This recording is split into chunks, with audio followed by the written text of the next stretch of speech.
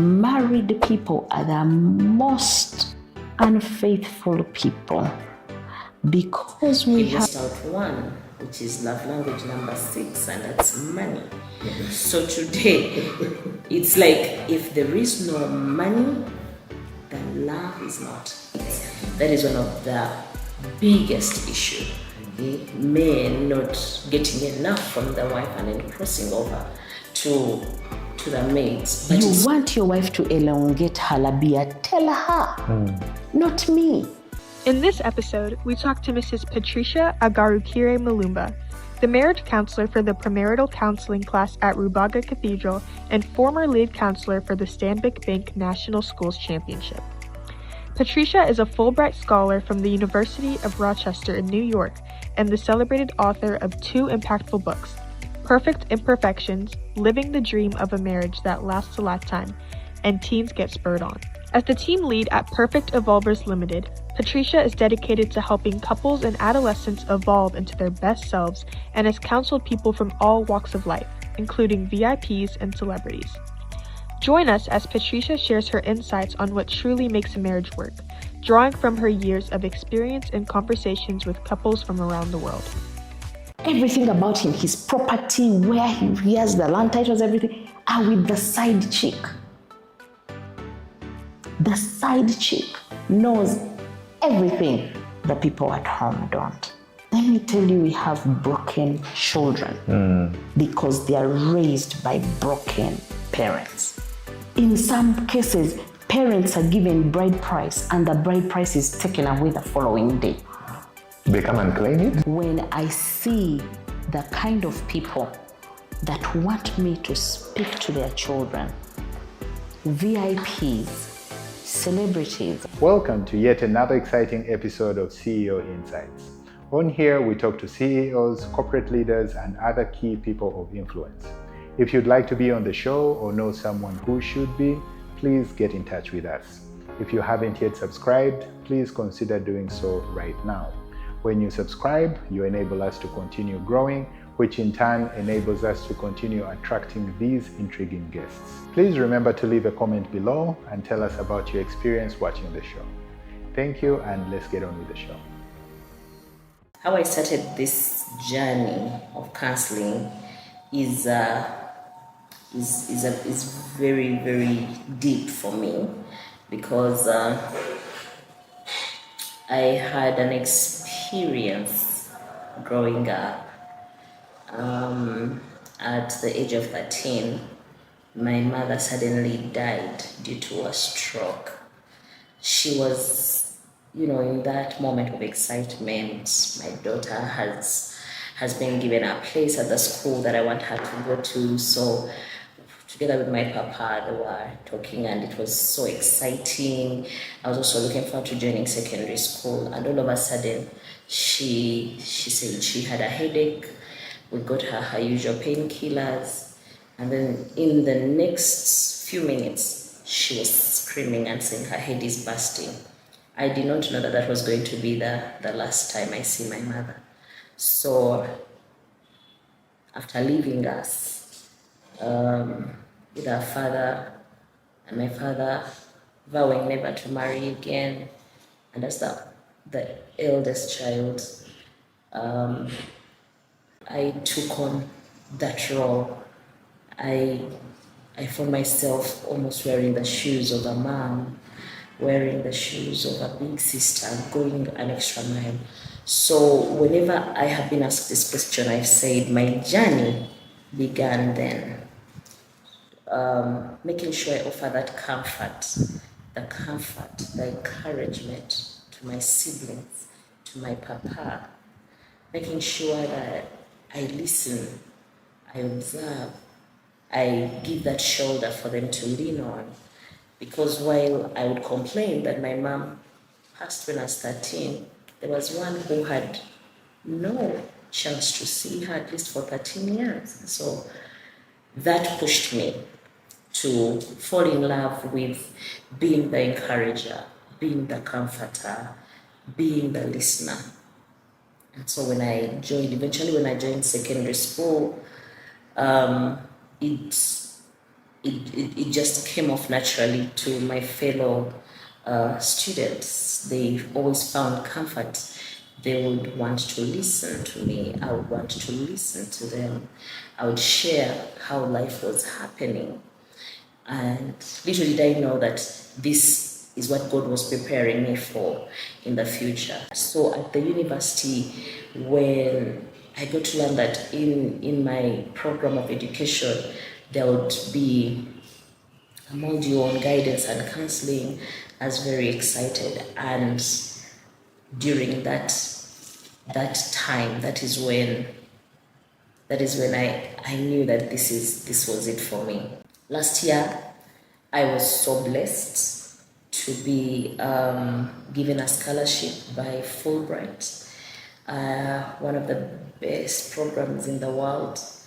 And one of the reasons why I qualified for it is because of this work that I have been doing. And I celebrate, I want to thank the American government for being able to identify, being able to see, being able to pay attention to what teachers out there are doing, to what people out there are doing. So it was a great opportunity for me to still go and engage with children in the school, in some schools in New York. It was an opportunity for me to see how the world looks at some of the things that we usually engage. I had opportunity to still, study guidance and counseling at the Warner School, University of Rochester.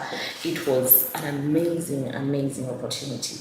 And for me, I feel this is what I was born to do, and I'm really, really happy that I do this. The background story is very strong and captivating, and thank you for sharing. I know there might have been some tough times there for you to share, but I appreciate that you're able to open up and share with us. I really appreciate that. When it comes to counseling, relationships, marriage guidance, and all that, it's on the fence. There is a lot of ethics, and there is a lot of intrigue as well. People want to know, but you really cannot say what's going on behind the curtain, so to speak. So if you were to give an overall view of the relationship counseling marriage thing, what insights can you share that come out? Things that you see across couples, across relationships that you can share for people to be aware of. From my experience, because I do a lot of premarital counseling in a number of churches, and we get a chance to even hear some of the things that they don't like about the person they're going to marry. And I make sure that in the session, I get to hear what you think you do not like about that person. So you've had things like men today either are so busy looking for money to make ends meet, and because of that, they do not give that time, the quality time for the family. Most men, some today that actually like this, you call it the Z generation or something. We have young men who expect to be given. So most women are saying, I'm the one that is doing all the work, I'm the one that is paying the bills, I'm the one that is doing that.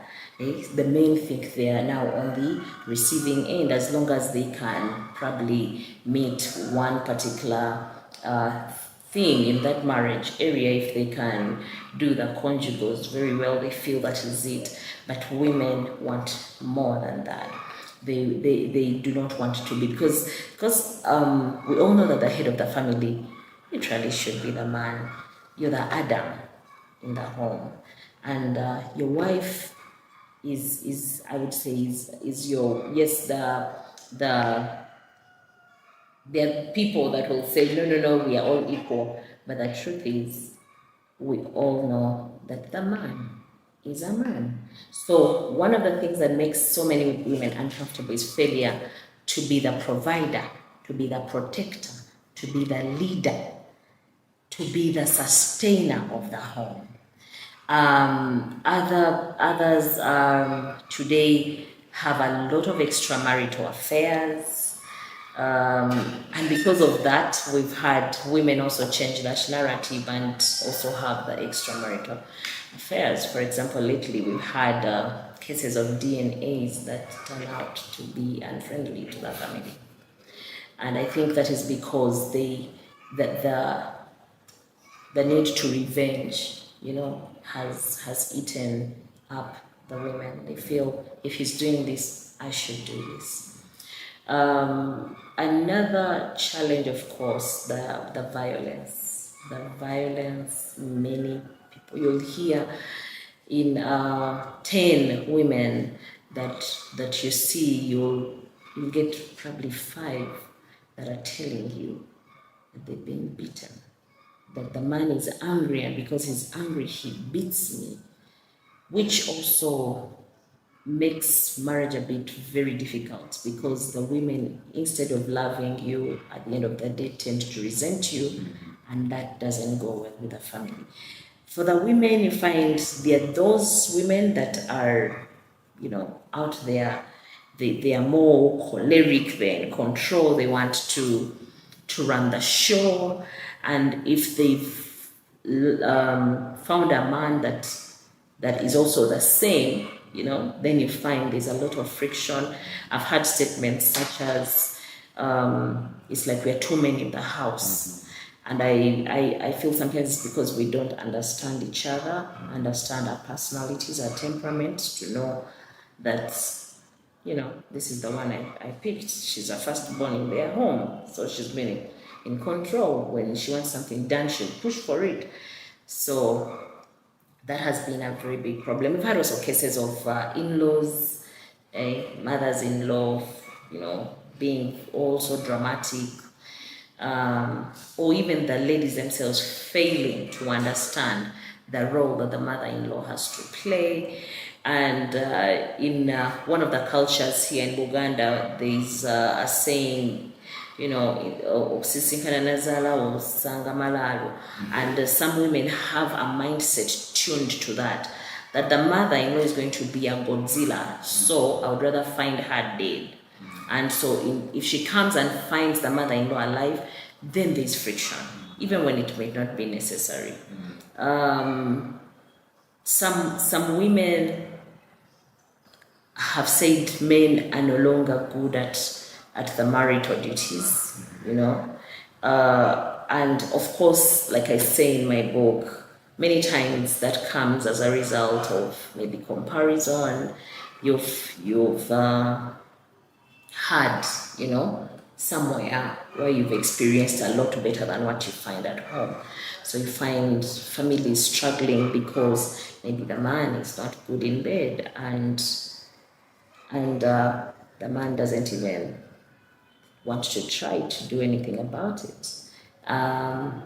Then we've had cases of use of drugs, alcohol, and today there's of course alcohol. There are all these other things, that come, the narcotics. So you find someone saying, my husband does this, and in the process ends up harming me or hurting me and the children. The children have witnessed so many things. Sometimes men have ended up even finding themselves in the bedrooms of the maids. That is one of the biggest issues. Men not getting enough from the wife and then crossing over to the maids. But it's also disheartening that we've had cases of men who are also using their own children. And children reveal this. I have so many cheats written by children telling you how maybe an uncle or an auntie or the maid, has used them. But it's so painful when you hear that the parent has also done that. So we have homes where the need to protect the reputation of the family, a lot is happening at home. And because parents are busy, mom wakes up and leaves, dad wakes up and leaves home. Children have been raised by the screens. They've been raised by the maids or even the dogs at home. you know. TV. The TV is what is raising the children. The mobile phones, that's what is raising the children. So you wonder what the child is going to be like, and not paying attention to who is speaking to your child. So one of the things that we do at Perfect Evolvers is listen to these children, and then they'll tell us so much. The women some women have declared that what Dr. Chapman gives in his book as the 5 love languages, he missed out one, which is love language number 6, and that's money. So today, it's like if there is no money, then love is not there. When there is no money, there is no love anymore. So that is why the ones that can... This is a writing, I'm sorry, Patricia. This is a writing thing that you see. Yes, need for money. And you will agree with me that we need the money, to run, the day-to-day activities of the home, but also to be able to provide for the home, to be able to reach a certain standard that, take your children to given schools. So it means if there's no money in the home, there's a lot of problems in that home. And it's a big, big, big problem. Someone will ask, can you stay in that marriage where there is no money? Children are sick, you don't have what to give them, the money is not working. Okay? There are people, for example, you'll see some people in the community, say religious leaders who have families, spending time at church serving. And if the wife does not understand that, she will expect that they get the money that they should have to run all the other activities. But also if the husband, much as you're serving the other people of God, fails to understand that there's need for more income streams that can help, run the family as you're running the church, then that marriage is going to have a lot of issues. So I've had, in my experience, I've had some families in that kind of setting, sharing and saying that is the big challenge in their homes. Another one, of course, the time. Children need time. But you understand that the parents need now to look for this money. So because the children need time and they're listening to whatever they're listening to, they're ending up trying out everything that is robbing them of their destiny. You can't imagine a child in primary school or nursery school already knowing certain things that they shouldn't know, things that we got to know when we were when we were on campus, when we were really old. Someone as young as 5 already knows. They do. And I implore and ask parents to pay attention. Pay attention, have the tough conversations with the children. So families today are really difficult. 40 plus years ago, children respected their parents. Today, parents respect their children. 40 years ago, everyone wanted to get married. Marriage was easy and divorce was very difficult. Today, divorce is easy and marriage is very difficult. 40 years ago, parents respected teachers in school. Today, it's the teachers that must respect the parents. For anything you do to the child, the parent will threaten that you're going to be chased away from the school, or they will fire you because you maybe touched or said something to their child. 40 years ago, everyone wanted to have children. In fact, men would pride in having so many children. Today, they're afraid of having children. 40 years ago, it was an abomination to be with a man that didn't belong to you legally. So if it was a polygamous home, you had to be known as an official partner for that person. Today, it's the total opposite. In fact, the side chicks are so proud of being side chicks, and the side cocks are so happy about it. And yet that wasn't the case. So you'll find all that happening. Someone asking you questions such as, what does a married woman have that I don't have? Or that I can't help with. What does a married woman have? Patricia, are you aware that I'm actually better than the married woman? You know? So many years ago, abortion was very hard. Today, children in school are aborting under the laws of their parents, under the laws of the teachers. In one school we visited in Arua, it was so disheartening to learn that these girls had, one girl had found a solution to prevent them from having periods, the monthly periods, because they can't afford sanitary towels. And so she shared the solution with her friends. And the solution was some guy in the trading center who had promised that he has medicine to prevent her from menstruating. And so when the girl realized 3 months later that indeed she had been healed of the menstruation period, she shared with her friends. And so many girls were going to that man who also shared the solution with a few other friends so that they can help solve that issue. Something as small as sanitary towels. That means the children do not know. These adolescents haven't been told, but that's not as more than 40 children were pregnant. What was this exactly? So he was impregnating them? Yes. And because they would realize 1 month, 2 months, 3 months, we are not getting the periods, they would tell their friends that person has medicine, and then you would use them, you know. Children, I ask parents, have you sat down to answer some of the tough questions that children have? Or even put an avenue for them to come. For them to come. Because the other person is going to give them a totally different version of the truth.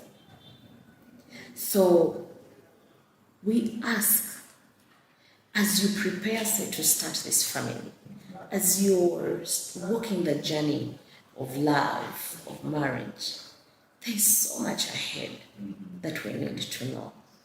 We need to get back to the drawing board, the tables, that round table where you sit, where you can ask your children, and where the children can ask you any question, and then you're the one to answer it. Because I believe that if you are punished by somebody that loves you, the punishment is not as crude, as deadly as being punished by someone who has no love for you, no attachment at all. If you are to sin, say, and God is to punish you, I feel I would rather go to God to give me a punishment than to the devil. Satan will really give you a punishment that will destroy you forever.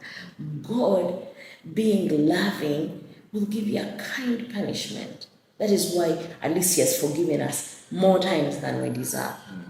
So even in this marriage or the relationships that we have, we would rather seek to punish the people we love by telling them the truth. Be the one to punish your child. As the parent, the way you punish your child is not the same way the world is going to punish that child. Having conversations, I have conversations. Even when I'm just, in an area and I see young children, I will get them. I've been called to churches, I'll get there, and we ask the simple questions. A question as simple as, describe dad. You've seen clips of children say the dandiest things. Describe who a father is. The child is going to talk about a father using the specimen of the father that she knows or the father that he knows. And we need that. Because love calls for evaluation in every relationship. And we have different relationships.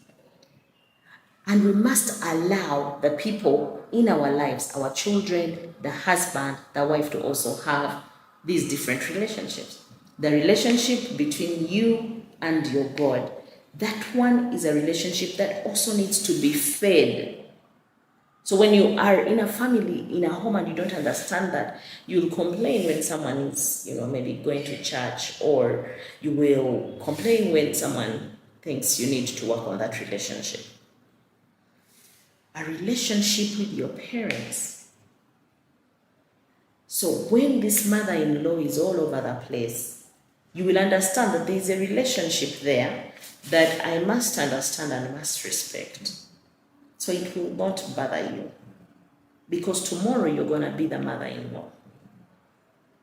A relationship with each one of your children. You'll find that some parents have a way they relate with their children that is different. There's a way you handle this firstborn of yours that is totally different from the way you handle your lastborn, who is a miracle child. You've been having only girls, and finally you get a boy. And the kids notice this. The kids notice. I've had a child, I think she must have been around 18, 17, because she was in LA, telling me that my mother doesn't like me. She loves my sister. Blaming the mother for everything that has happened to her. Why did she have to take me to the village to be molested by the Shamba boys and my uncle every day?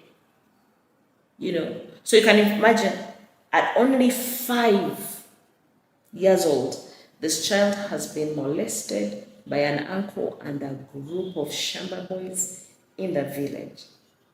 Now this child is 18, and she feels you don't love her. And the mother did not know about the molestation. And the mother for all these years, has no idea about the molestation. And she used to send her in the village, go and work in the village, be in the village during your holiday vacation. But not the sister. The other sister has to be around, she's in school and all that. So this girl grows up thinking, mother loves my sister. She hates me. And because of that, I hate all men, including my father. Because my father should have been able to protect me. They let it happen. And then when uncle visits, you say, so-and-so, please go and serve uncle, do what? And there's all that hatred. That is what made this girl eventually cross over and fall in love with just fellow girls.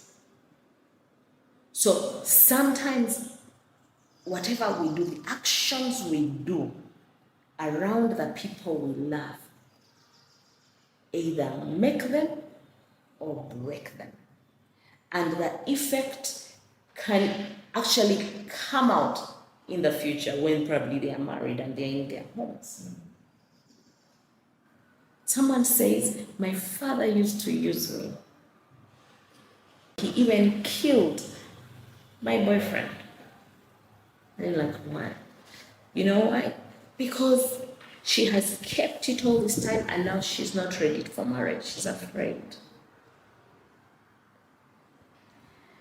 My husband uses side B. So if that's your husband, why is he using side B? Because he wants to show the public that he's straight, and in actual sense, he's not. Maybe he's bi or whatever. And these things are happening. They are happening. We need conversations. We need to understand the different relationships that we have. Feed them, because relationships are actually living things. Marriage is a living thing. The relationship you have with your children is a living thing. It has the true characteristics of living things. Living things need to be fed in order to grow. If you don't feed this relationship, it will not grow. It will die. So we have children who hate their parents. We have husbands who hate their wives. We have wives who hate their husbands. And there is no way you can give what you don't have. That means the people that hate these hate themselves, because it starts with you. And these conversations, we never want to have them. One of the challenges I've faced in the counseling field, for example in schools, is thinking that when a child comes to see a counselor, they're in trouble. They are going for a disciplinary action. And yet counseling is not a punishment. And that's a story we want to change. It's not a punishment. It's just a conversation. We guide, we hold your hand, and we let you decide where you're going to take. But at least we help you see. We just point you. We don't dictate. And when you come, no one is going to judge you. In counseling, you're never judged. You come as you are. Come and talk about anything. Something, any question that you have. And that is why in this book, Teens Get Spurred On, I'm encouraging the teenagers to make sure that when they go to school and they have a senior woman teacher or a senior man or a school counselor or a visiting counselor, to take off time and just go. Even if you go into that counseling room and just sit, the counselor is going to be there to sit with you. The challenges that you mentioned that you see are quite numerous, and some may be concerning, actually, to be honest. In the field of counseling, if someone is talking to you in confidence and they say something that is actually illegal, are you mandated to report to the police or something about the plans? Usually you even let the client know. You prepare them in such a way that by the time you choose to involve, they are ready for it. It's not that the moment they mention, you quickly get your phone and call. No, you walk with them to the point where it is actually from them. They are now ready. If you involved the police, if you involved, higher authority, they are ready to give their statement, they are ready to explain, because if you do it without their consent, without them knowing, you can get there and just keep quiet and not here. So yes, when you get a client and there's something that is really illegal or life-threatening, you walk the journey with them to the point where they actually are ready to take on that next step. As long as it's life-threatening or illegal and or could lead to destruction, maybe massive destruction. Someone comes and maybe they're intending to ban a school. They're so angry at what the teacher did that they want to ban a school. The woman is so angry that she's contemplating getting a gun or something. So you walk with them and help them. Given the number of challenges that you're seeing in relationships, in marriages, in your practice, in your experience, why would you say people stay in marriages if they hate their spouse, the kids hate their parents or whatever? Why are they staying in the marriages? Why wouldn't you be saying that divorce would be good in this case? This is what I'll say. There are many reasons why people stay married, despite what we hear or what is happening. Like I said, I do premarital classes in a number of spaces, churches, like at Rubaga Cathedral, where I am the lead counselor for the premarital classes. I coordinate the alumni. After you've gone through the classes, we still keep track of you. So we have this association, and even there we keep, doing refresher courses in the area. And Munyonyo Catholic Shrine. So every Tuesday you'll find me at Rubaga Cathedral. I'm there from morning to evening. These couples come every Tuesday of the year. Every Tuesday of the year. We never stop. But that means that every weekend, there are people who are going out of that class. And at Rubaga, we do that for 3 months. And we feel that is not even enough. I do the sessions at Munyonyo Catholic Shrine. Sunday evenings, we meet the couples that will be wed in that place. I visit some classes at Namgongo Shrine. I've been called to retreats, Mothers and Fathers Union of Namreme Cathedral, many others. St. Andrew's Bukoto, I've been there also with the married people. I visit Gayaza, I visit different parishes. They'll call and say, Patricia, we have this, we've gathered the couples, please come and talk to us. So you find I am there. Then, of course, TV shows and radios, and then people call in. Some come actually to the office to have conversations with you. And that proves to me that people love their marriages. They want to commit to somebody. And while others go out, one of the things I talk about in Perfect Imperfections, living the dream of a marriage that lasts a lifetime, is the different phases, okay? Like I said, it's a living thing. Just like you go through all these stages, it's the same thing with marriage. And in the book, I compare it to the butterfly, the cycle of the butterfly, where there is the egg, the larva, the pupa, and the adults. So those who have understood and are willing, because it takes two to tango, and are willing, when that caterpillar stage comes, the destructive stage, they will find solutions to deal with the caterpillar and not the person.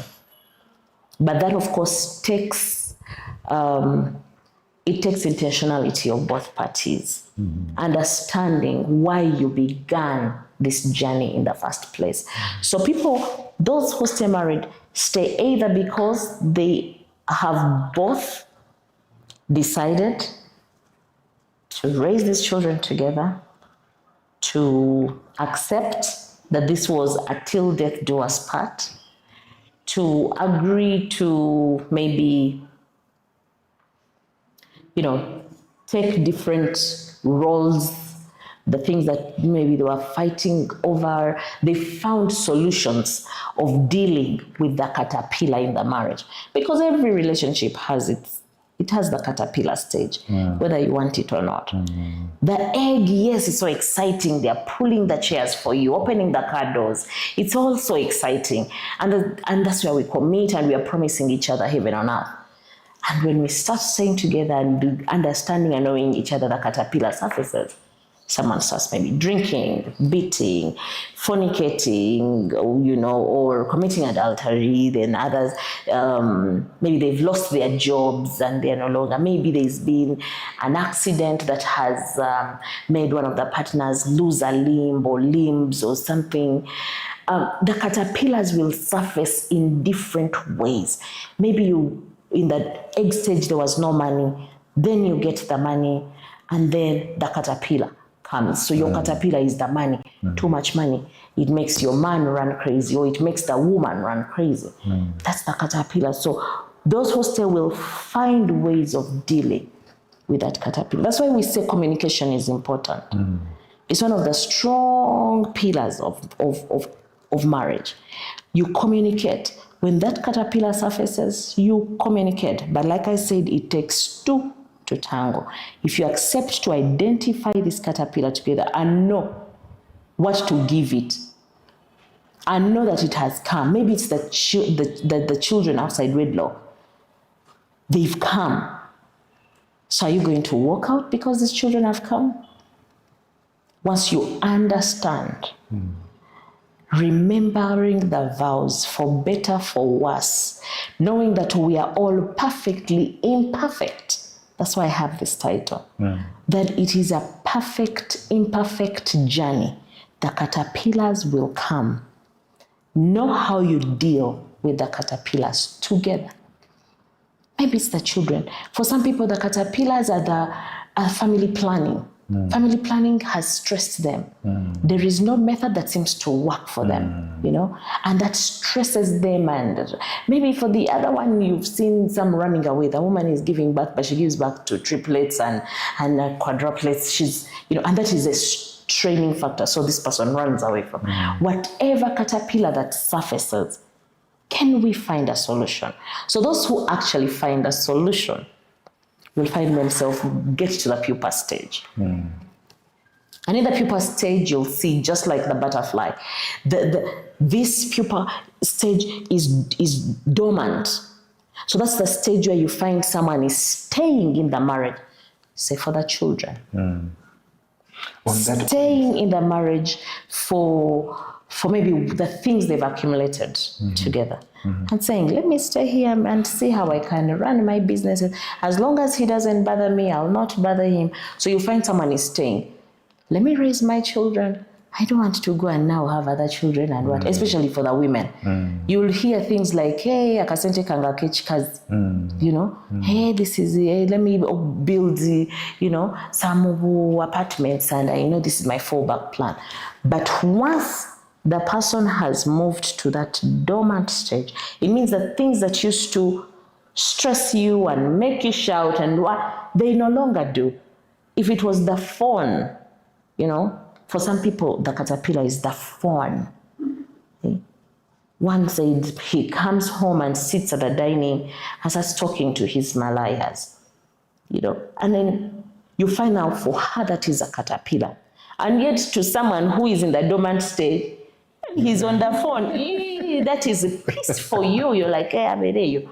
Then someone else, if it is the children in the caterpillar stage, if you'd hear this man is having an affair or this woman is having an affair, you would run to meet that person and assure them that I am the main person, I'm his wife or I'm the husband. You exchange punches. If you're in that dormant stage, you're like, if she's there, let her not interfere with me. As long as he's minding his business there, I don't want them to come and occupy my space. I don't want them to come and encroach my space. So you'll find the dormant stage is there. But guess what? When you're done with the dormant stage, then you get to the adult stage. And that's the pupa stage. The beauty, rather, that's the adult stage. The beauty about the adult stage is that the roots have grown. If it's a tree, the taproots are so deep. And guess what? They take you back to the first stage, that dream, that egg stage. So if you run out of this relationship, once you understand, once I run out, say in the caterpillar stage, this drama stage, and go, chances are high, I will start. I could be a single parent for some time, but time is going to come when I'm going to fall in love again. And when I fall in love again, the cycle starts afresh. I go through the egg, and then I meet the caterpillar that this new person has to offer. And then from this caterpillar, if I can't deal with it, I go out. You repeat the cycle. And then you repeat. So you find you're always repeating. So one reason some people stay is, let me complete this cycle. Because at the end of the day, when you're old and your children are old, you find that love is now back. We've seen couples walking hand in hand, laughing with all gray hair, you know, all over. And then they are like loverbirds once again because they've completed that cycle. But other people have different reasons why they stay. Maybe it's what they are getting. I'm experiencing this caterpillar. I hate this man and what, but he takes care of us. He takes care. He provides. So everybody, marriage is very interesting. Why? Because it's different for everybody. It's different. There is no need for comparison. You just have to run your race. Understand where you want to go. That is why every marriage should have, I say, PSVB. It should have the purpose. Why are you getting married? Like, these are questions you must answer. As you're dating, you're talking about the journey. You're telling each other how much you love each other. Ask, what's the purpose? Why, of all the women, why me? Of all the men, why me? What's the purpose of this journey that we want to start? What is going to be our strategy? How are we going to run this? What are the values that are going to help us uphold? Just like any organization, without values, it will crumble. And then, who are the members on our board? Who sits on the board of our marriage? Because without a board, you know what the board does. Like a board of governors, a board of who is sitting. That's why when you marry, we always ask you to present the witnesses, either the best man or the matron. Their role there is to sit on your board. That's why we say they are your go-to people. Your main celebrant, the one that performed the marriage ceremony, sits on your board, because now they are your accountability partners. Without accountability partners, you can't. So some people stay because the members on the board have come in and have been helpful. They've provided some strategy of how to deal with the caterpillars that have come into this home. Without that board, without a person of authority, some will stay in the marriage because of the central figure, the person of authority. They're like, how do we disappoint so and so? Okay? So you'll find they're staying together. Or at least they seem to be together. The children might even never know that the parents are no longer together. But they keep that image. Why? Because there's a person of authority.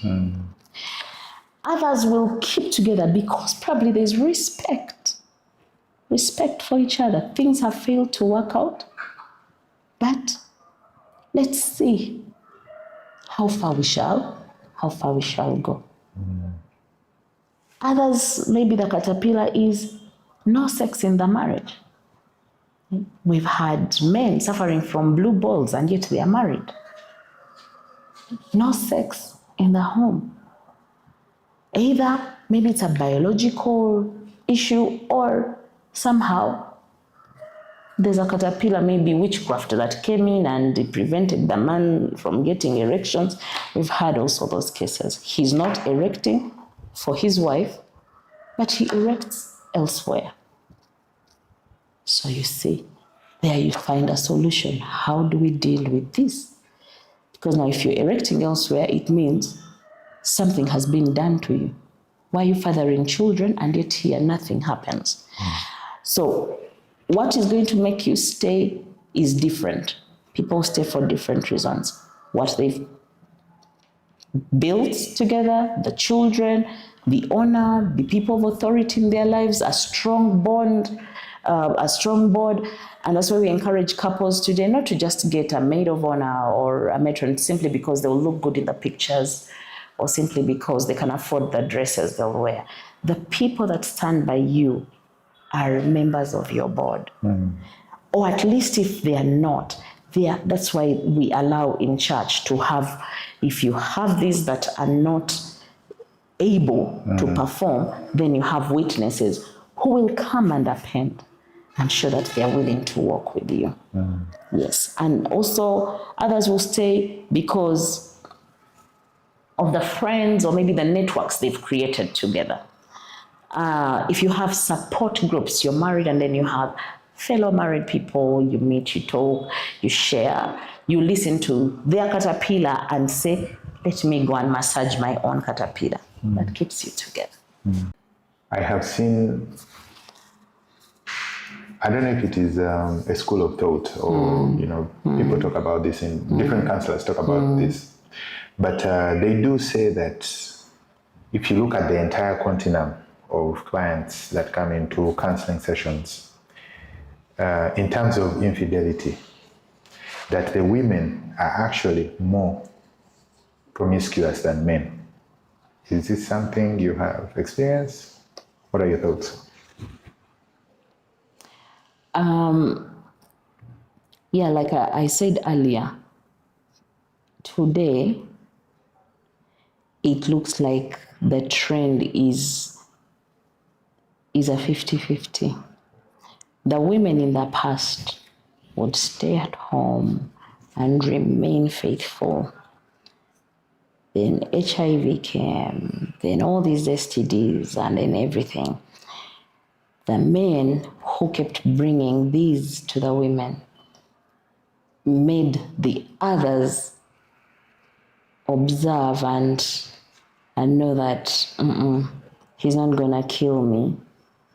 And yet he's not providing, he's not doing the things right, he's not. So they started. I was so scared last year at the numbers of children that were not children belonging to husbands in homes. And it kept going up, Some, I know in the past it used to happen, but it was something that, was a bit rare, And if it were to happen, usually, especially in cases where cultures would exchange wives, you come and then that's what they do. A wife is a token of appreciation for the visit and stuff like that. Or cultures we've had where the spear is placed at the door because the father-in-law is doing his business. That's different. Today, women say they've also found their painkillers. Today, married people are the most unfaithful people because we have information showing that guest houses and lodges are very busy during the day. Married people, I don't remember what the right word is. Like they date amongst themselves. Like you're comfortable, you're married, I am married, and we start this whole thing. And it is okay. That is what is happening today. In fact, I have a client who told me that I was still a bit backward if I believed that a woman would have only one person said, you need to have a Panadol because that's the solution. And recently I even had a song by one of our celebrated artists saying, we are no longer fighting with you. We are not ready to go to war because of that. Whatever you do is what I do. Okay? So that is what is happening. And I know that it is happening because we have failed to understand what it is we look for in this marriage, what it is we look for in the spouses we choose. And then, of course, the love for money, the failure to pay attention to the bodily needs of each other. Others, because of drugs, you find they either have a very, very high libido, so they cannot be satisfied by just one person. But it is very evident. Let me shock you. You will not believe it, that sometimes it happened, I think, a few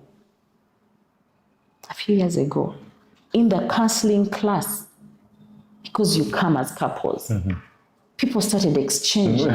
It is so shocking. You've come, you're getting married, but now you're exchanging. You're relating with someone else's husband, is relating with someone else's wife in that class, as the class is going on. And you're not intending to maybe cancel the weddings. The preparations are going on. But in actual sense, this is what is happening. Wow. That is why I believe that the main pillar in the marriage is having a person of authority that is higher and above. That is higher and above. And that is God. He knows it all. He designed this marriage. He knows the Adam you've chosen or the Eve. And if you fear, I personally have told my husband that if I were to cheat on you, I would. The only reason I'm not doing that is because I fear the God above. So that authority, you're like, how will I, face this person? How? So when you have that authority, for some people it is their pastor or their preacher or whatever. For others it's a parent. How will I face my dad? Once you have that authority, it kind of, gathers you. It gathers you. If it's the bedroom challenge, you can talk about it. Honey, can we try this? I've read about this. Oh, I had a conversation with some friends that was saying something like, could we try it? I know that if I made some juice and I put some ginseng, it would help us. They've said that helps the men, and then you work together. Why? Because you fear. So if you have somebody that does not have anyone of authority,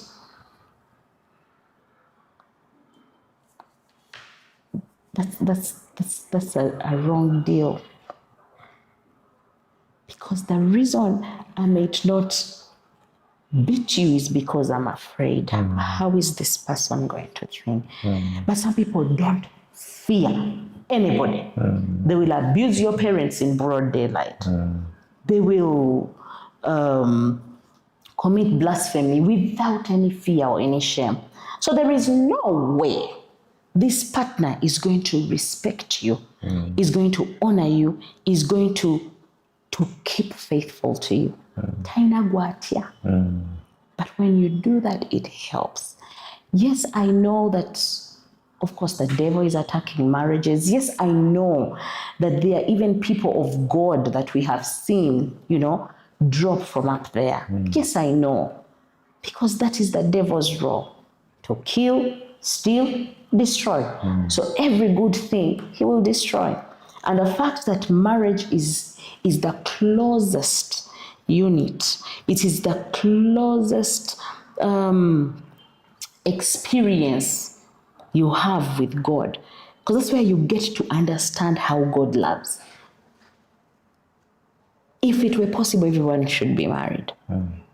You get to understand what faithfulness is, what true love is, what unconditional love is, what sacrifice is.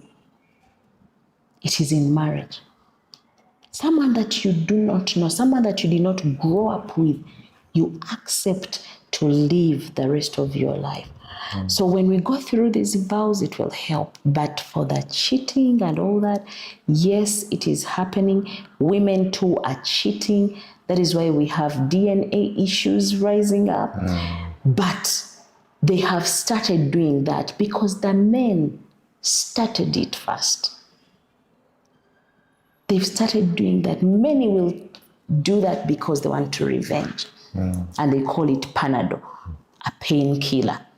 This one is going to take away the pain, the suffering. Okay? So I encourage, if you have somebody, try and understand them. Understand what their love language is. If you understand the love language of your spouse, you will speak that language. If you communicate a language I don't understand, there is no way I'm going to listen to what you're telling me and understand it and comprehend it. But if you speak a language I understand, I'll be able to respond, and then we can have dialogue. When you understand the love language of your spouse, it becomes very easy for you because you will be able to speak a language that they understand. When you fail, someone outside is the one who is going to speak the language, and then that's where the connection is going to start. If your wife understands the language of touch, give it to them. Because you don't, someone at the workplace is touching them, and guess what? Things are happening. So today you've had people have office husbands and office wives. Because apparently they spend a lot of time at the place of work, and the person there is understanding their language. She comes home. All she needs, her language is words of affirmation. If she has done something, just show that you know. You've seen it. You're the husband. She has worked on her hair. You've seen it. So if you don't, and that's the language this person understands, this person at work who is going to even come and touch and ask, where did you do this from? Oh, the next salon visit, I'll cater for it. You who did not see it at all will miss the point, because this one is going to keep tapping into that language, and the connection will grow.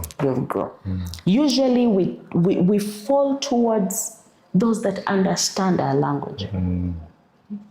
So if you started speaking Japanese, I would look at you and stare. That is what is happening in homes.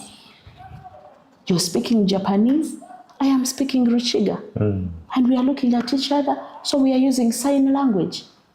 So many marriages are using sign language. There is no communication. And communication means you both understand. There has to be a conversation, dialogue. Ask, when I do something and it's not okay with you, let me know. On Tuesday, the couples wrote something. There's one sheet that said, the men should be able to tell us. They should be able to tell us what they want from us. So that they don't go. Instead, if you find, for example, we have cultures in Africa, some of the excuses, that we've had is, this one belongs to this culture, but maybe did not do this. Okay, there is a practice that is done mainly among the Bantu and stuff. So someone says, I want my wife to carry out that practice. But now you're telling me you want your wife to elongate her labia. Tell her, not me. That's the communication. Not your mother or sister. Talk to her. Not your side chick. You see, the reason I love you is because for you, you have elongated labia and my wife doesn't, Then you've lost it. You want her to elongate her labia? Tell her. You prefer that she's ready, she's already in bed, before you fall asleep. Let her know. Because she'll spend more time with the children, put all the children to bed, and maybe sit and chat a little bit with the friends. And by the time she comes to bed, you're asleep. Then instead of telling her, you complain to your mother. You complain to your friends. If your husband chills with the big boys all the time and that makes you uncomfortable, talk about it and find a strategy. Meet. Marriage, one of the other strong pillars. Every marriage should have negotiation. I call it compromise or adjustment. You should be able to adjust. Before this person came to you, he used to chill with the big boys every Friday. Now you're married. At home, there is nothing happening, so he will go Friday, Saturday, and sometimes on Sunday. If you don't talk about it, then that is going to be the trend. And yet you're someone who wants quality time. That's the language you understand. So if you don't talk about it and negotiate together, you grow apart instead of growing together. And once you're united, many people you'll find in marriage, the couples tend to look alike. especially if they have fused into each other and they have understood the language of their marriage, and they have devised this mission, vision, the values, they have strategy. They know the purpose. Why did we get married? The times I ask some couples, why are you getting married? And they can't say why. But then I've also had couples come. In fact, in one of those spaces, after talking and giving them a session, the gentleman came to me and told me, Patricia, the truth is, I'm getting married because I got a job in this country and they want a marriage certificate. And as he was telling me that, I was looking at this sister who is very active in that class. He has no intentions whatsoever. So those are the people who you get married to. They fly because they've gotten this job and never return. And never call you, change address and everything. Because that's not news. You've heard of such people. So when you don't communicate, that kills. It doesn't even have to be one-sided. You're both mature, talk to each other. Because even with God, all these love languages work. He wants words of affirmation. You give him words of affirmation, he will give you everything you want. He wants the touch. That's why he says, whatsoever you do to the least of my brothers, that you do unto me. What you do, he wants that. He wants quality time. That's why he set aside that day and said, at least give me this day. God also wants, he wants gifting. That's why you have to give him the 10%. That is why you have to do the offertory and give alms. He wants the love languages. If God also enjoys you speaking the language he understands, then who are you? Talk. I go out with my husband sometimes and I've come with my questions. We talk, but I've come with my questions. I need to know. Honey, on a scale of 1 to 10, how have I been in this particular area? So together you talk, and you know, it is a non-judgmental space. Talk, because when you help me get better, I will be a better person to you.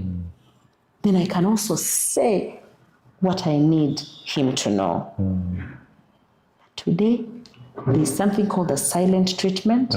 They are couples that no longer talk to each other. And that reminds me of how my mother died. You imagine that Sunday morning, she's talking, she's happy. And within, just a blink of an eye, the woman is gone. Never to be seen again. There is visiting, and they've gone to Texas. No. Never to be seen again. Now you've been giving your husband silent treatment for 3 years, 3 months, 6 months. That is lost time. And yet every time we leave home to go to work, there is no guarantee that you're going to come back. So that has helped me in this career, reminding us there is no. One time here, we woke up to bombings around police, the CP. Yes, and guess what? Those people left home without any single clue that they were not going back. We've had all these shootings happen around, Kampala. Those people leave home without knowing they're going back. So here you are in this relationship that you started while you were excited and you wanted it and you felt on that day, you sat people. People invested time and money because they were celebrating that milestone. Then you get there and you choose to be funny. You choose to be different. You forget. Marriage is like the engineers. I see this is a very beautiful place. But trust me, the person behind this saw this before it was done. That is marriage. You need to know You need to see what the two of you want to do. There is one who's everything about him, his property, where he has the land titles, everything, are with the side chick. The side chick knows everything the people at home don't. The wife has no idea. Unfortunately, he passed on. And guess what? There is no way she can come out to reveal because they are married. The gentleman was married. Their spouses have no idea. Now, everything is in the hands of the side chick. The Bible tells us clearly that if you let yourself go astray and invest all your time in these other people, even in your grave, you will keep turning because you will not be happy. They are not the exact words, but Proverbs chapter 5 says it clearly. That even in your grave, you will be unhappy. You have a wife that you have never paid attention to, that you've never given chance to get that feel that yes, there is someone that is me, that is mine. You don't. Why? Because you have spread yourself all over. Every district has somebody there. You can't be fulfilled. You can't celebrate marriage because you haven't harnessed the beauty there. And that anger keeps piling. The party that is abused, the party that is not happy, will keep piling this anger, because I do not believe that there is something that the two of you cannot work out, especially knowing that your marriage came from above. I don't think. Another thing I need to talk about is those of us who start our marriages based on charms. I've gotten to learn that sometimes during the traditional weddings, some people use charms in the food, the mucosa food, I don't know what, and everything. Now, those charms may work, but they work only for a given time. Secondly, they will work for you, and once this person's spell is expired, guess what? You will lose out.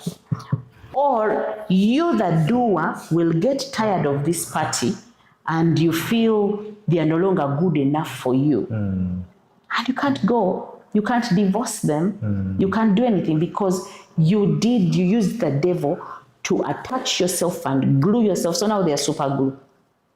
They are the people you've seen. If I don't have you, we are, I could talk about this on end, but the best thing is understand each other, and the best way is talk. Honey, how would you like it if this? Because you have decided to leave your parents' houses, cleave to each other, and become one flesh. So if you're one flesh, it means that there is no way you're going to harm or hurt that one flesh. That's marriage. It's so interesting. Marriage is so interesting and so different. The other reason people have challenges is because they compare their marriages. Because I have seen Andrew and Carol like this, that is how we should be. So you find you have no joy, you have no peace, because you want your marriage or your family to be a replica of the other one. You forget they have different strengths, different abilities, different jobs, different strategies for their marriage, a different purpose, a different vision for their own marriage. You forget all that. And whenever the elephants fight, the grass suffers. Let me tell you, we have broken children because they are raised by broken parents.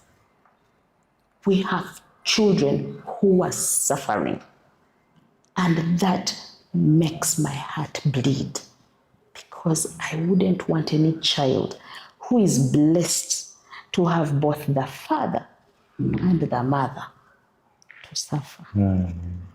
Some people deny the children access to one of the parents.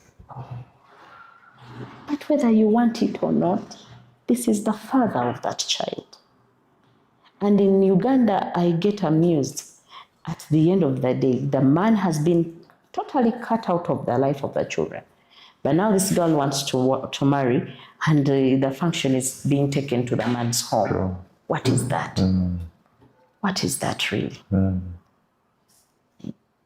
Then some parents will force that this bagole to do two functions, one the other side and another the other side.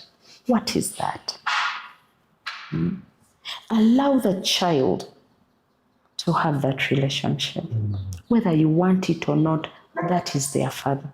If you married again and there is this man that is in the life of the children, he will never be their biological father. Allow and let God's will be done. Let the child decide which father figure they want. Do they want the one you have or the other one? Some of them are not willing to support. They're not willing. So when that parent is not willing, that is okay.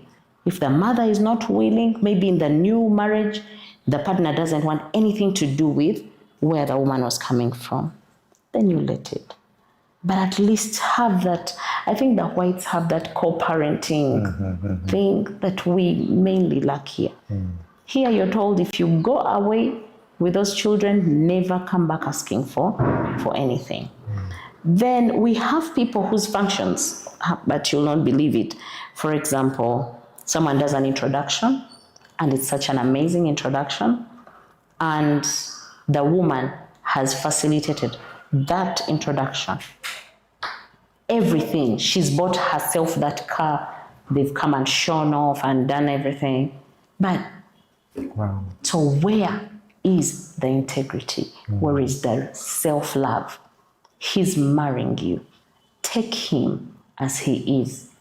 Your marriage is not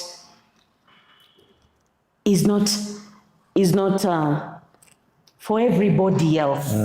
You do it for you. That is why you find someone is so unhappy, but outside there's a picture. And then they die silently. Before you know it, maybe they are committing suicide.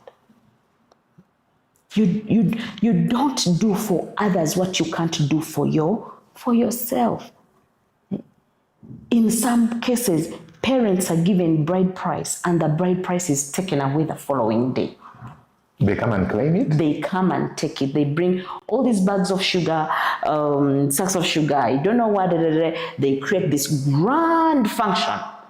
And the next morning, there's a truck coming to pick everything to take it away. As a parent, why would you accept something like that? Wow. As a bride, why would you accept something like that? As a groom, why would you accept something like that? All for what? I will respect you if all you can afford is just tea with popcorn with my parents. You cannot lie to my parents in broad daylight. You cannot disrespect my parents to that level. But we do it for sure. So if you're marrying for sure, you will end up miserable and broken and happy, stressed, and you will hate the marriage. But if you're yourself, your true self, I just wish we could try and be our true selves in the marriages. Bring to the table what it is, that who you are. Recently we had I was reading the news and I saw a girl who was getting married after her first husband was arrested for failing to pay the wedding loans that he got. He got loans to marry this girl. He failed to pay, they arrested him, and this girl got another man and married another man. The guy is in jail. They would have been first husband. The first husband is in jail, and now she's married again. So now that means you do not understand. You do not understand what it is you're entering into. Getting such amount of money. So what is going to happen in that home? And it we are saying one of the strong pillars is money. So you're going to start this marriage or this life of yours in debt. How long is it going to take you to pay back? And during that time, what is happening? Everything is terrible for you in the marriage. You can't afford anything because you are in debt. And yet all that you need for the wedding to take place, if you want to have a wedding, you just need to have a main celebrant and your witnesses plus the bride. If you can get a ring, we have so many around, you marry. If you want, we've seen those who marry and go to Cafe Javas, have something and go home. Yes. We've seen mass weddings, churches calling for mass weddings, they wed and have a joint meal, and that is it. But why would you decide to stress yourself? Then another problem is people thinking that marriage is like an achievement, like the greatest, grandiest achievement. That is all it is. The tick off the box. I've made it. And yet it's hard work. It's a full-time job. That is marriage. When you look at your practice, and you mentioned you have counseling sessions for adolescents, teens, marrieds, non-marrieds. What scope of people are coming into your practice? What range? Can a single person come in? Can a businessman come in? Or are you going to treat them the same? How is that? How does that look like? Well, at Perfect Imperfections Limited, we have different kinds of people. I've already shared, we have the adolescents that are usually brought in. We have individual sessions with them. We do the group sessions, the focal groups. We do engagements with their parents. We have, employees coming in. We have employers inviting us to meet their staff and also walk the journey with them. You'll be shocked. We have even, VIPs coming in. Those that you would think everything is okay. And that shows you how real life is, that we all have our different areas, of improvement. We all have our different areas of weakness. We've seen people that wouldn't even ever think would come. We've been able to walk the journey with some children of what you would call VIPs or big people in this country. And that we are so grateful to God that if we can be, or if I can be, that encourager, that counselor to even such people, then indeed I am living my purpose. And my team is actually helping me live my purpose, which is to inspire before I expire. So we have walk-ins, our office is on plot 12 Tanan Avenue. You can come. We're usually invited to different places. Together with my team, we can come to your team, especially if you want us to do the group engagements, speaking engagements, we still can come. So if you can share, I know there is a client confidentiality thing that goes on there, but if you look at the, I guess, things that you have seen or heard during your practice, do you have any, I would call it, like shocking story that you also had to take a step back and say, really? That you can share with us?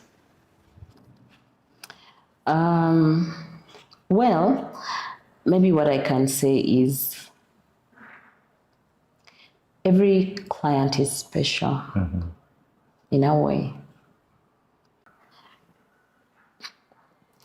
One time,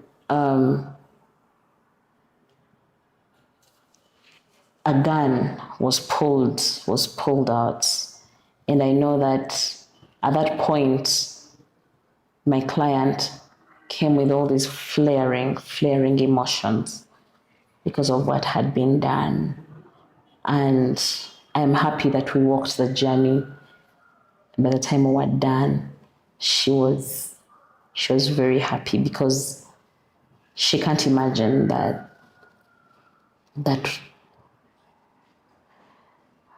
almost ended her life. So we've had such cases.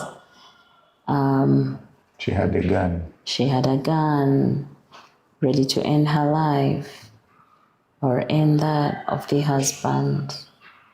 And I feel that you don't take for granted what someone is going through.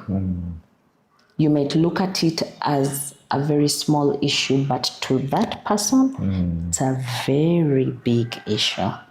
So each client is unique, very, very unique. And if I to take you back to the example I gave of the stages and the caterpillars, it's just like those caterpillars. You see they're different in size, in shape, in color, in appearance. The same thing happens. So you might have that tiny caterpillar and you're screaming and yelling, and yet to someone, that is their cup of tea. It's not even something they've thought, but for you, it's big. So I can't say that I have a lot of shock when my clients come in. Like, I appreciate that at that point to them, that is probably very, very big. Or it's an issue that they really feel is eating them up. Yeah. There is also a school of thought that talks about the God syndrome, where people in a profession such as yours, you have had multiple hundreds, thousands of people come to you sharing their innermost things, and now you have a general pulse of how people could be, right? Creating a God syndrome in you. How do you fight that? How do you actually keep yourself updated? How do you, first of all, keep yourself updated? How do you guard yourself against going so engrossed in these issues and getting lost in them? The first thing I'll tell you is even counselors need counseling. We are the wounded healers. You walk out and you leave the counselor wounded. And it is the skills that they've learned over time that will help them heal before, the next session. And because we also need counseling, we need to keep feeling, because whenever a client comes, they take what I have put in my cup. They take what I have put in my cup, and I'm glad to share it with them as they walk through life. So what helps me is if I never stop filling my cup. So about the God syndrome, I would say we actually keep learning. You have to learn. There are cases you'll get and you don't even know what to do at that point. Okay? Then you can let the client go through, whatever, guide them through maybe the questions you're asking them. And guess what? The client is going to get the solution all by themselves without it having to be you. When you get to a point where you feel you're a god and you know everything, then you're losing it. A counselor is not a god, is not, the counselor is just a guide. And that is why we would encourage people to try counseling. Because this person is not a god, is not the one with all the answers. But this person has been trained and given the scope of what they've seen.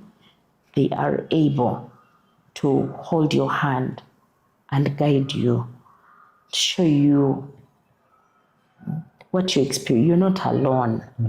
You're not alone. We are here. We are here. We see you. We understand, because we have to be empathetic. We understand, but what would you want? What would you want to have happen? How would you want the situation to change? What would you do different? And in that process, this client is finding solutions for what they thought was very hard. And like I said, it's okay. Walk in and just, talk about anything you want with the counselor. Just talk about, don't come. The problem is people thinking counseling should be sought when the house is on fire. No. This neutral person, I cannot celebrate the failure of your marriage. In fact, it makes my heart bleed. I cannot celebrate the indiscipline of your children. But maybe someone, maybe a relative can, because we come from families that are wolves in sheepskin. Many times you'll hear children telling you what is happening with their relatives.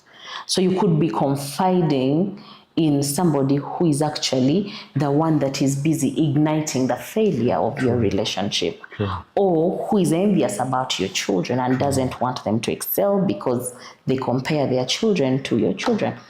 But now when you go to this professional, her main goal is to see you become the best version of yourself, be better. That's why we need counseling. Yeah, I think I would say that. And unfortunately, in Africa, in Uganda, we haven't really embraced it so much. There's still that gap, we haven't embraced it.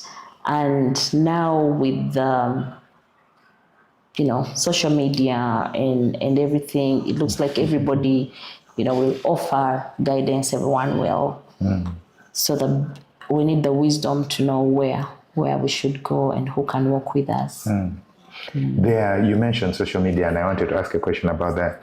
There, if you go on, I don't know, TikTok or whatever, there are people who have channels specifically about relationship guidance and all that. Do you find that the things that they share affects the information that your clients come, or they come with biases or things that they picked up somewhere and they believe it to be 100%, and they're giving you pushback when you're probably giving them advice that is tried and tested? How is that? Yeah, I will say we really just need the wisdom to know who should be pouring into our cup.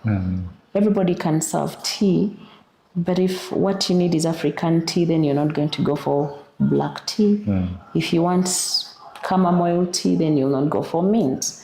The same thing happens with social media. I want to just share something funny. I was scrolling through TikTok and there was a clip, someone saying, if your woman has this type of foot, these are women with visirani, they have bad luck, they are terrible, push them out of the house, So they're showing that if your woman or your man has, that foot that is flat, that doesn't have that, then that means that they have bad luck. You're gonna be frustrated. Your businesses will not prosper and everything.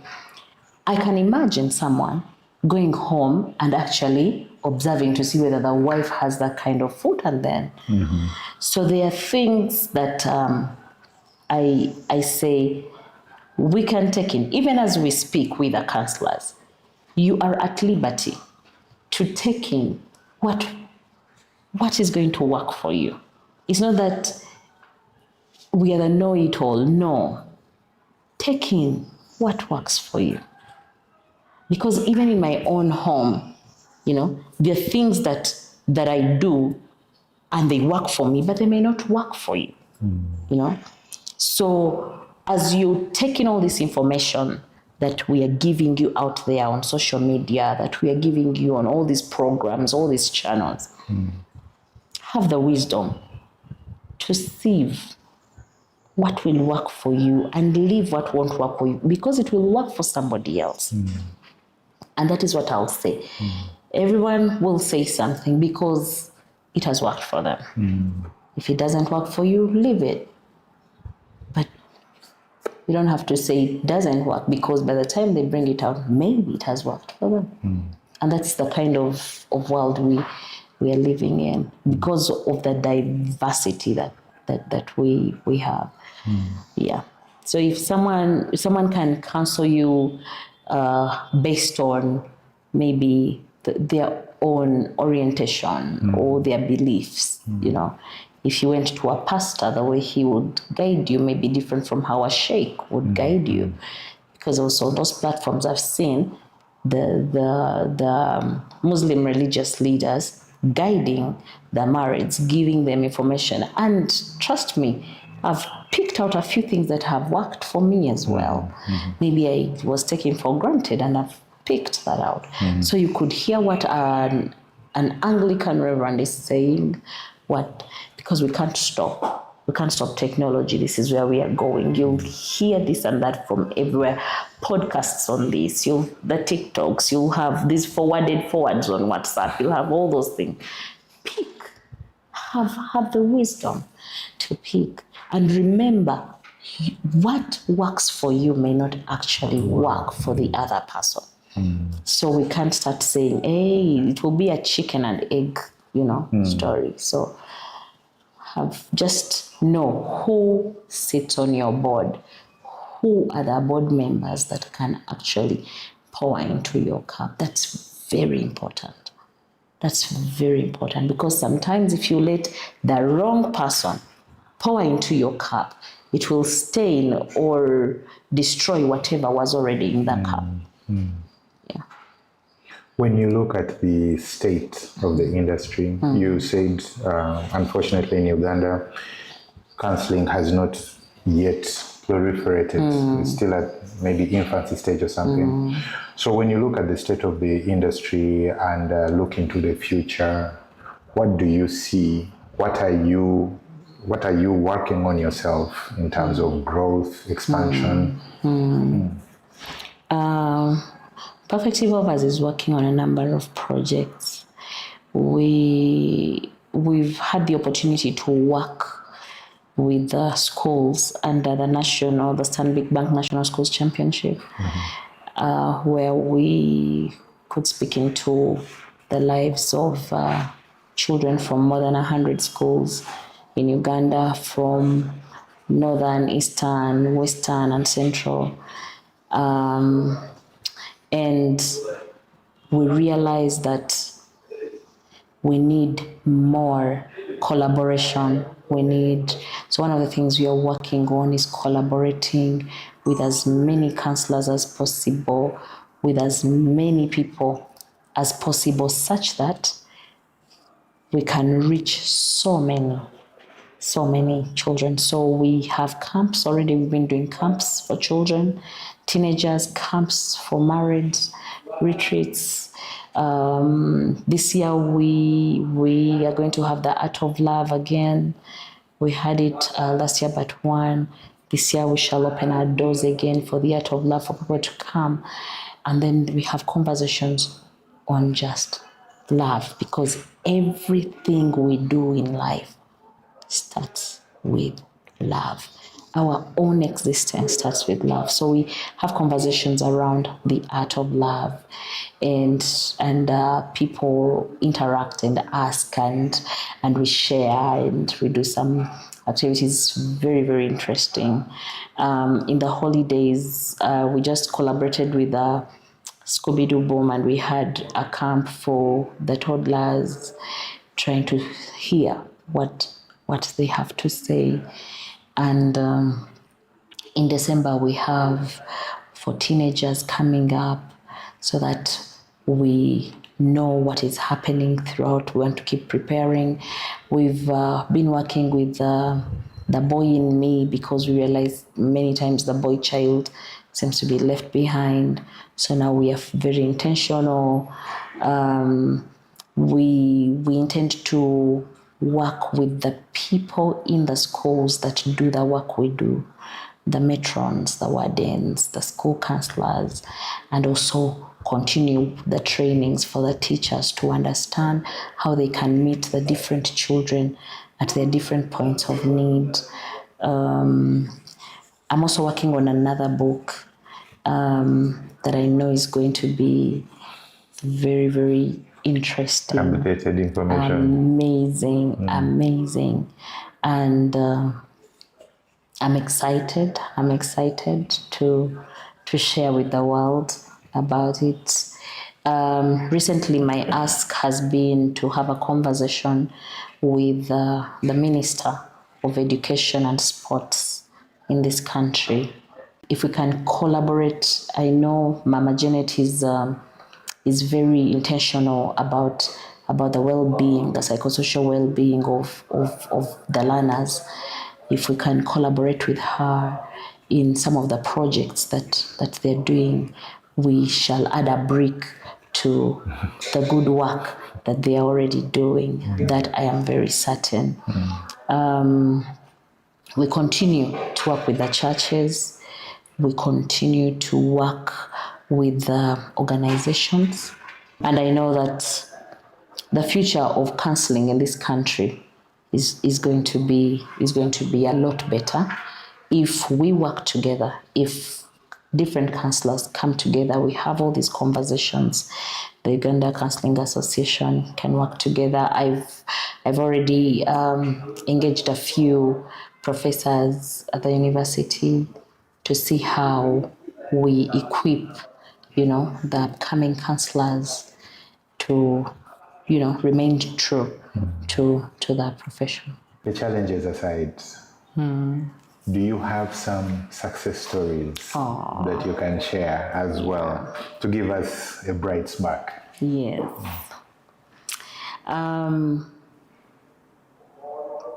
Thank you for getting me from the other side. The success stories are quite many. I want to say we celebrate being a part of many success stories. I've had a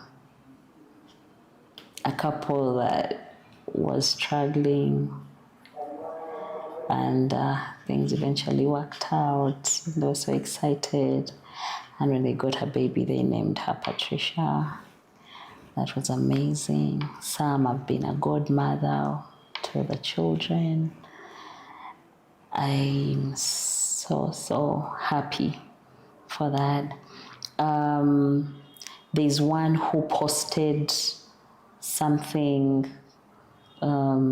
She's quite big also, but the time she got this book, she says she had packed her suitcases ready to leave.